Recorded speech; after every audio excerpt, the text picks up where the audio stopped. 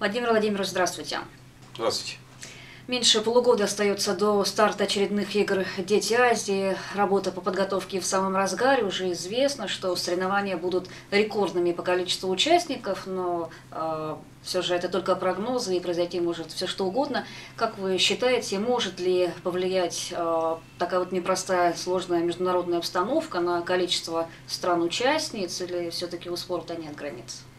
Спорт всегда был вне каких-то рамок, вне каких-то политических рамок и каких-то международных политических отношений. Система развития спорта, в особенности олимпийского движения, она всегда была направлена на невмешательство политических и каких-то правительственных сил в развитие олимпийского движения и участие спортсменов в тех или иных мероприятиях. То количество, которое на сегодняшний день действительно бьет рекорды по участию в наших играх, я думаю, что оно должно динамично, наоборот, развиваться, и мы ожидаем, что все-таки в ближайшее время количество стран может быть даже увеличено.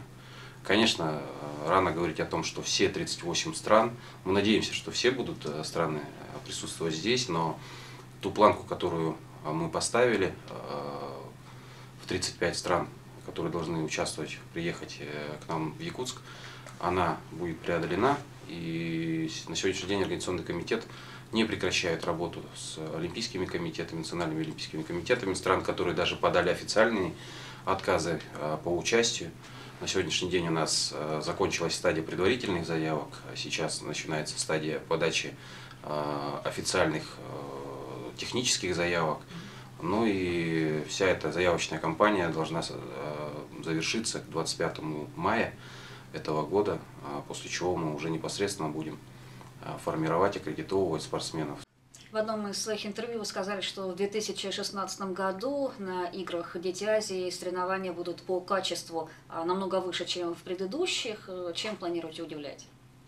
Ну, надо говорить, во-первых, что качество, оно всегда было у нас, проведение соревнований, любых мероприятий на территории республики, оно всегда было на высоком уровне.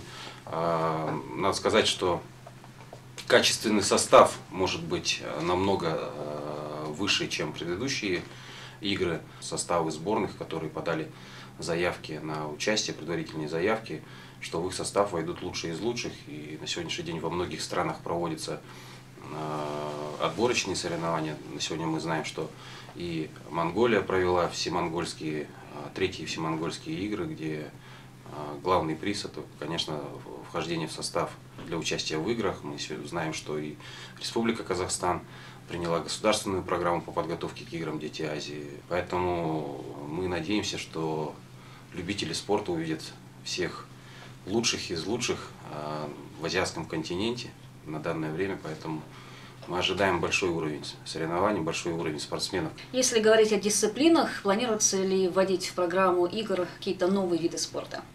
Если говорить о новых видах спорта, это у нас вошла борьба «Кураж», поясная борьба по просьбе Международной Федерации. Если говорить о новых дисциплинах, это, конечно же, нововведение, это женский бокс. Впервые будет в программе.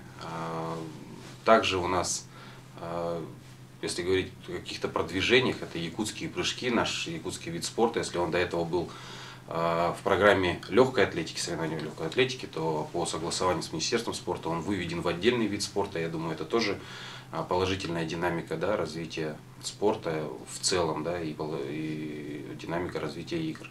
2016 – это олимпийский год. Помимо юных спортсменов готовятся и олимпийцы. Как вы считаете, какую роль игры «Дети Азии» играют в подготовке вот таких настоящих рекордсменов? И немало ли в Якутии олимпийцев?